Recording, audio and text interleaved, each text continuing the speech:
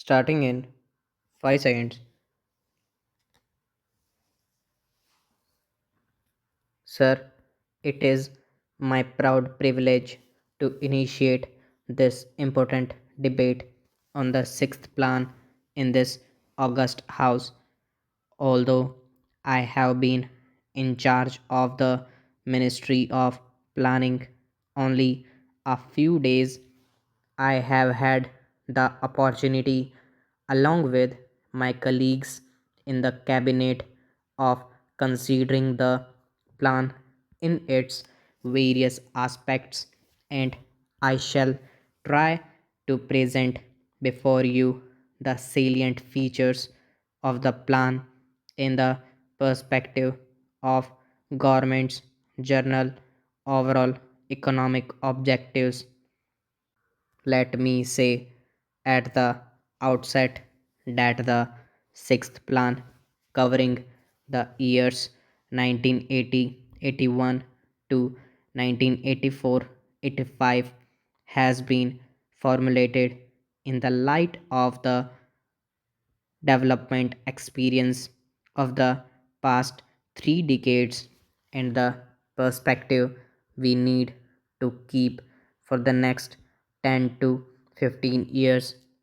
The country's performance in the past has yielded very valuable lessons, and we must adapt our strategy of development in the light of this experience.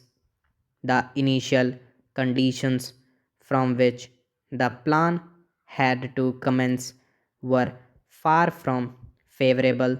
1979-80 was a drought year during which agricultural production slumped. There was a sharp rise in prices which continued during 1980-81, and many weaknesses appeared in the basic infrastructure of coal, transport, and power, which in turn had adverse consequences for industrial growth. Internationally, we faced a sharp rise in prices of petroleum and other imports, while recessionary conditions in the industrialized world held out a threat for our exports. In a situation such as this, it was not easy for the government and the Planning Commission to chart the course of the country for the next 5, 10, or 15 years, which would be bold or definitive. At the same time, the problems facing the country are so acute that solutions brook no delay. Removal of poverty and unemployment and attainment of self reliance have been the basic goals of plant development, and they remain so for the sixth plan as well.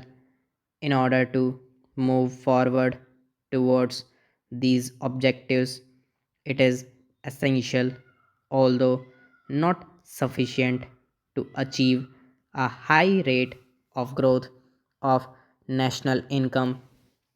The plan thus aims at a growth rate of 5.2% per annum.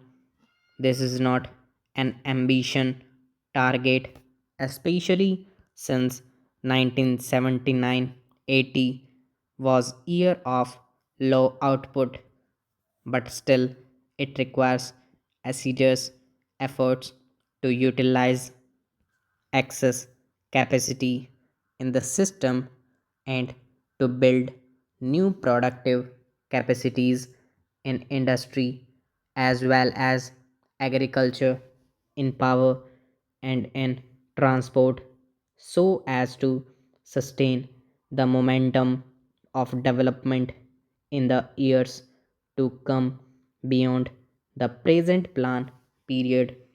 We think this effort can be made indeed in the first 18 months since this government came to power. Such an effort has been made. As a result, the growth rate last year was 7% and is likely to be 4.5% this year. Thus, the average for the plan may come to 6% in order to achieve the target growth rate of 5.2%. Both agriculture and industry will have to perform better than in the past in terms of gross value added. The plan envisages an average growth rate of about 4% for agriculture and about 7% for mining and manufacturing. The realization of these targets will require a substantial step up in investment as well as considerable improvement in capacities which have already been created, particularly in such critical sectors as irrigation, power, coal, petroleum, fertilizer, cement, and railways. The sixth plan lay balanced emphasis on both these aspects. The country is currently self sufficient in food grains. However, there are still gaps in such important areas as pulses and vegetable oilseeds, agriculture being still the foundation of our economy. The sixth plan contains a number of programs designed to further strengthen the modernizing impulses in agriculture, covering both food and cash crops as a part of the overall strategy. The area under irrigation is sought to be increased by nearly 15 million hectares over the plan period. The consumption of chemical fertilizers is expected to go up from 5 million tons of nutrients in 1979-80 to 9 million tons in 1984-85. The institutional credit for agriculture and rural development will be more than doubled over the plan period. The nearly planned National Bank for Agriculture and Rural Development will act as a powerful agent for overcoming the weaknesses of the credit delivery systems, particularly in meeting the credit needs of small and marginal farmers and rural artisans.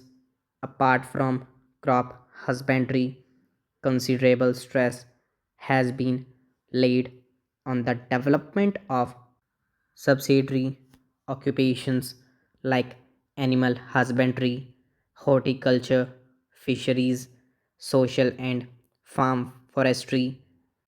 The Dairy Development Program alone is expected to benefit about 15 million families.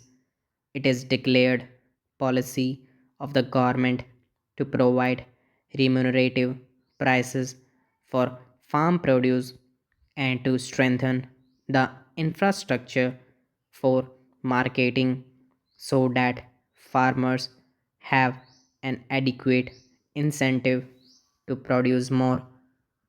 Stop.